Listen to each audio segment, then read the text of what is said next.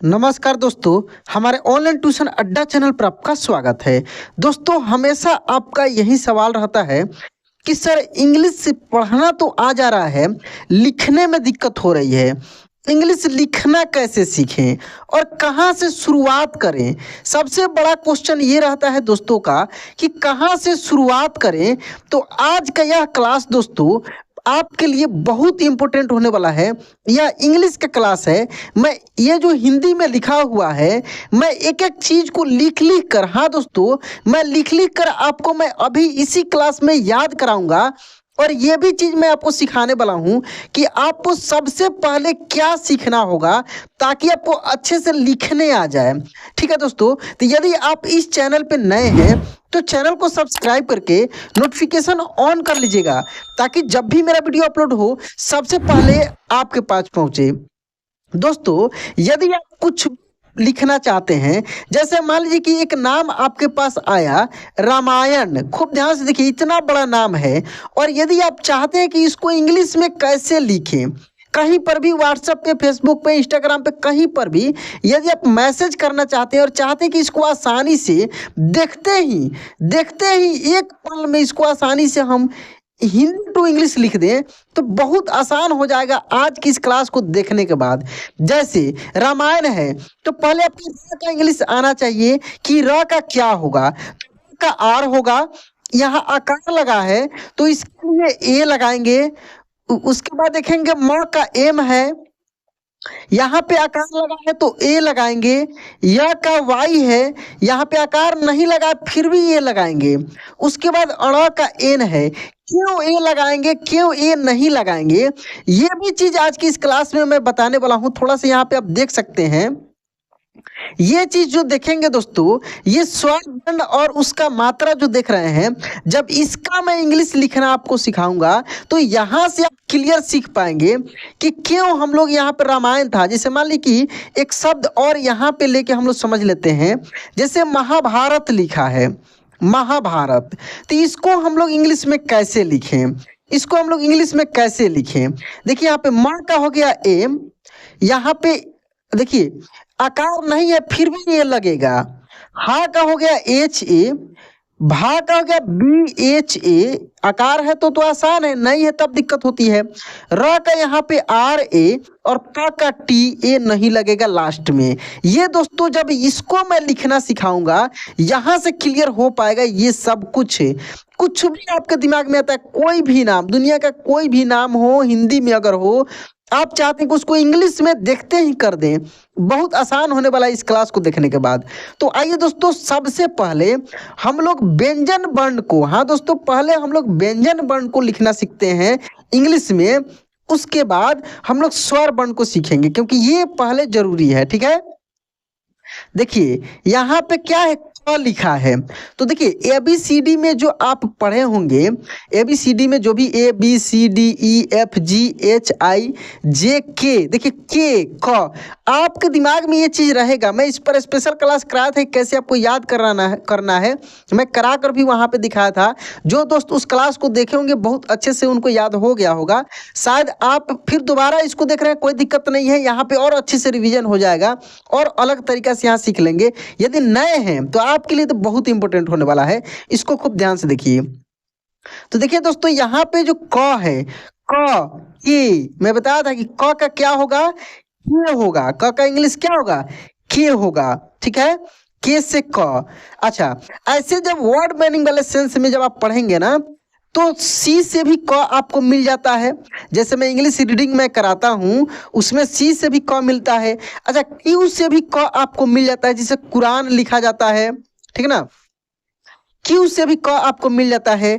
C H से भी क आपको मिलता है, जैसे मोनार्क के M O N A R C H, तो यहाँ सी एच से भी क मिल जाता है।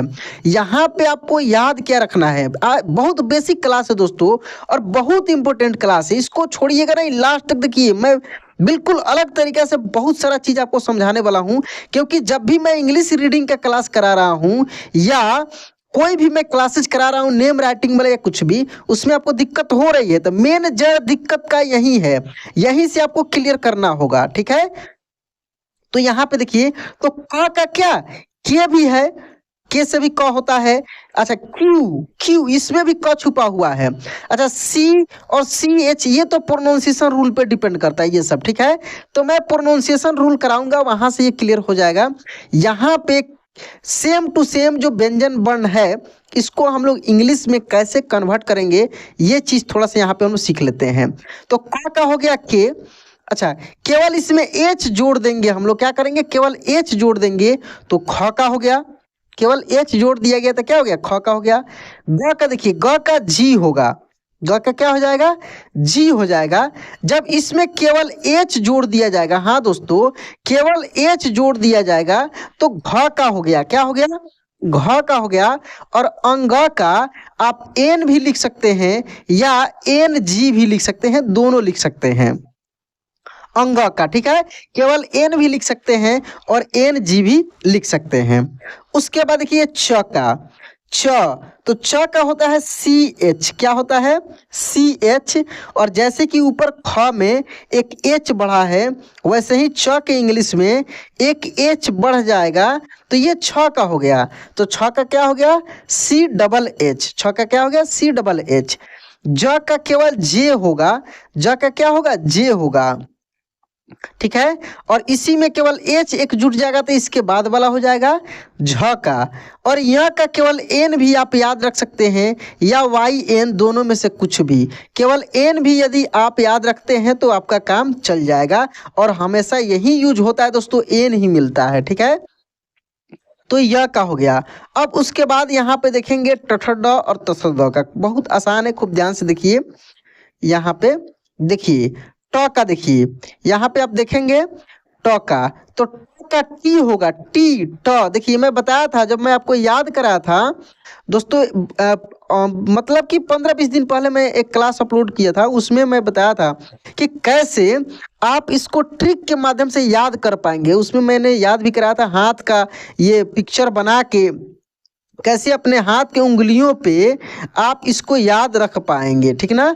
इस तरीक़ा से मैं आपको तस्वीर के साथ एक एक चीज़ में बताया था वहाँ पे कि किस तरीक़ा से अपने हाथ के उंगली पे आप आसानी से इसको याद रख पाएंगे। यहाँ पे क का, ये ख का तस्वीर के साथ दोस्तों देखिएगा, आपको मिलेगा मेरे चैनल पे वीडियो, हाथ का पिक्चर होगा, फोटो होगा, उसी वीडियो में आपको मिलेगा, ठीक है।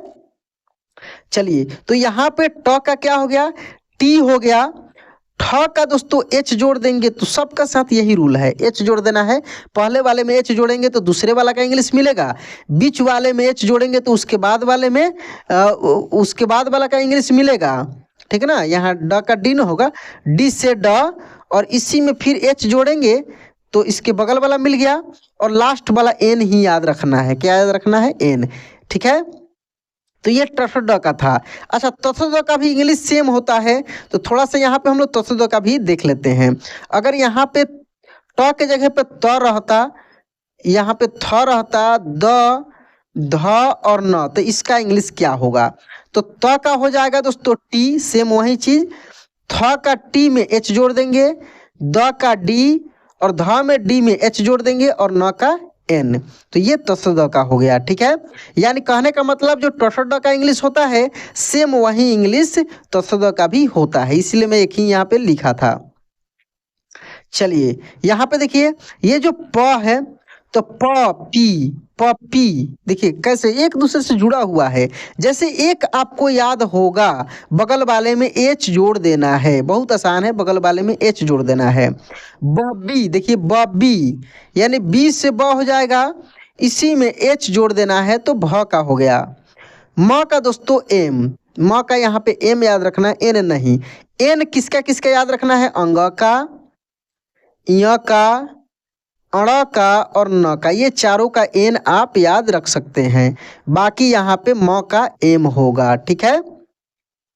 चलिए उसके बाद अब देखिए यर लौ का, देखिए य का दोस्तों होता है वाई, वाई आर र का होता है आर, ल का होगा एल, व का दोस्तों भी लिख सकते हैं और डब्लू भी लिख सकते हैं, ठीक है। तालव्य श का एस एच होता है, क्या होता है, एस एच। मूर्धन्य श का दोस्तों एस एच ही होता है। तालव्य स और मूर्धन्य स का एस एच ही होता है। दंत स का केवल एस होता है। ह का केवल एच होता है। और ये जो छ है ये संयुक्त छ है। अब थोड़ा सा यहाँ पे संयुक्त व्यंजन को पढ़ते हैं हम लोग। ये छ, त्र, ज्ञ और श्र, ये चार जो आप व्यंजन देख रहे हैं ये दोस्तों संयुक्त है, यानी दो अक्षरों के मिलने से बना है। जैसे ये जो छ है आधा क और मूर्धन्य श के मिलने से बना है। ये जो त्र है आधा त और र के मिलने से बना है।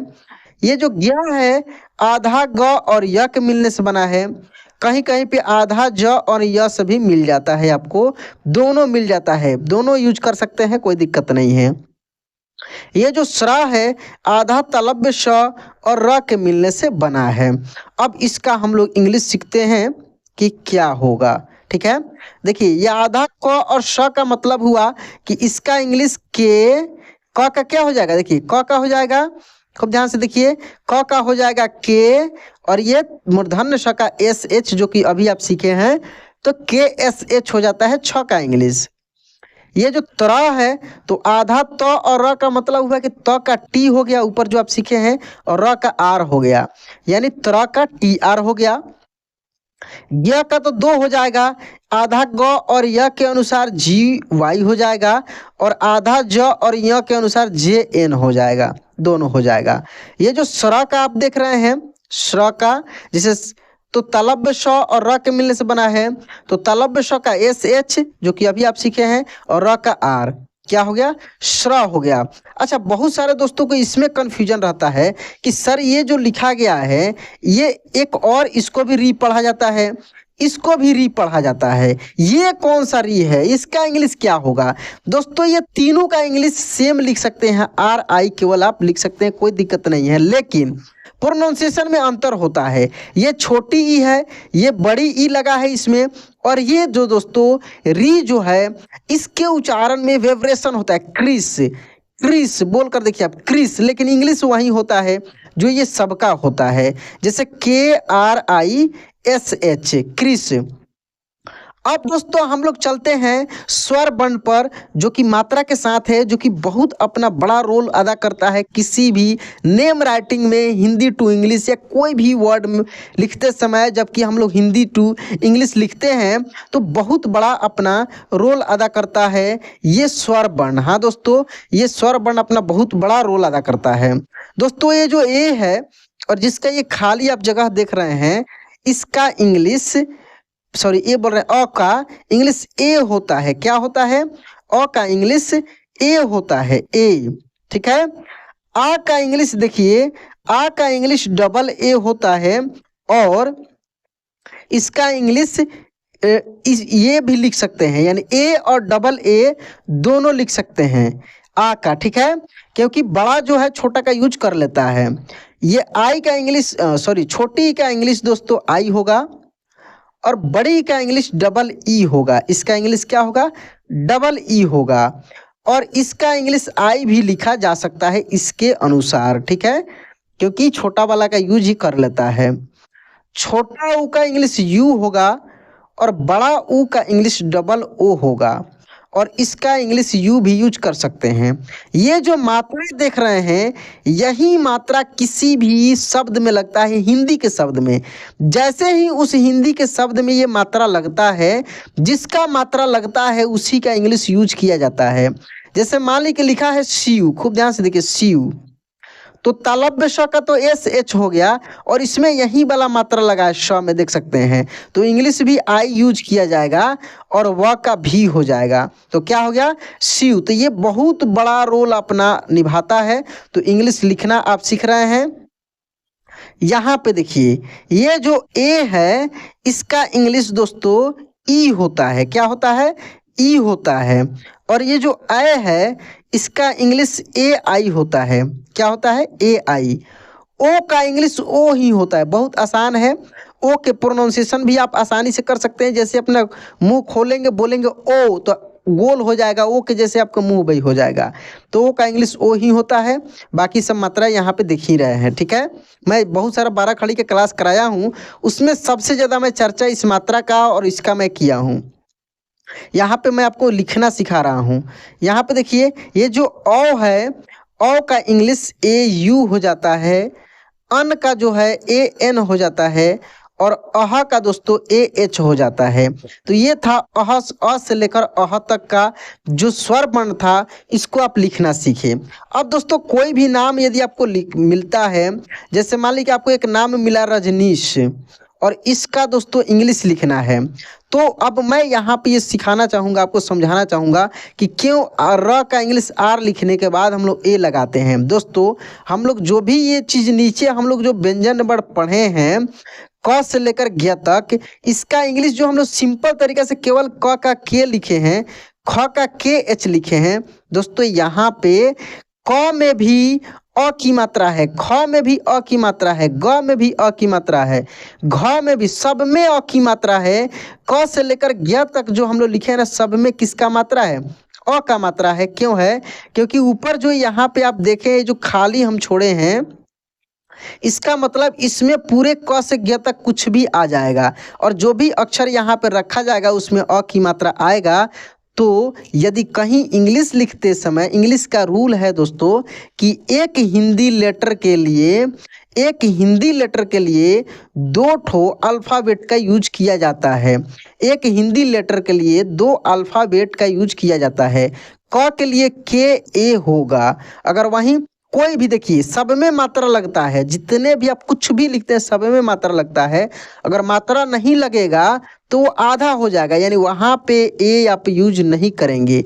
जैसे अगर आप लिखते हैं रत्ना, खूब ध्यान से देखिए, आधा त है, तो र का तो आप आर ए लिखेंगे, लेकिन त का इंग्लिश टी लिखने के बाद आप ए किसी भी हाल में नहीं लगाएंगे, नहीं तो गलत हो जाएगा, क्योंकि त में से दोस्तों अ की मात्रा निकल गया है। तो और न का यहाँ पे एन लिख सकते हैं, अगर रत्ना रहता तो एन ए लगा सकते थे। तो ये चीज़ मेन चीज़ था। तो आपको कहीं पर भी ये चीज़ समझ कर रखना है कि जो ऐसे हम लोग भले सिंपल तरीका से हम लोग के से क, के एस से क पढ़ लेते हैं, लेकिन नेम राइटिंग समय या कोई भी हिंदी टू इंग्लिश यदि आप लिखते हैं, वहाँ पे दोस्तों ए यूज करना पड़ेगा। कब? जब वो अकेला मिल जाता है। जैसे र मिल गया, इसमें कोई इसमें से मात्रा में से नहीं दिख रहा है, तो यहाँ पे ए लगाएंगे ही लगाएंगे। चलिए, तो दोस्तों ये था आपका मेन जो मतलब मेन जड़ जो था, ये चीज़ मैं आज की इस क्लास में मैं बताया हूँ। दोस्तों इस क्लास को देखने के बाद बहुत सारे मेरे हैशटैग क्लासेज ऑलरेडी अवेलेबल है मेरे चैनल पे। #1 से लेकर #21 या 20 तक लगभग 20 क्लासेस तो इसमें है, जिसमें मैं हिंदी टू इंग्लिश आपको कन्वर्ट करना सिखाया हूँ। बहुत जल्दी फिर इसका मैं नया सीरीज स्टार्ट करने वाला हूँ, जिसमें बिल्कुल अलग तरीके से मैं आपको सिखाने वाला हूँ। तो दोस्तों यह क्लास आपको कैसा लगा कमेंट में ज़रूर बताइएगा। वीडियो अच्छा लगा होगा तो लाइक कर दीजिएगा। चैनल पर पहली बार हैं या पुराने हैं, सब्सक्राइब नहीं किए हैं तो सब्सक्राइब करके नोटिफिकेशन ऑन कर लीजिएगा। तो चलिए दोस्तों, आज क्लास यहीं पर एंड करते हैं, मिलते हैं अगले क्लास में। जय हिंद।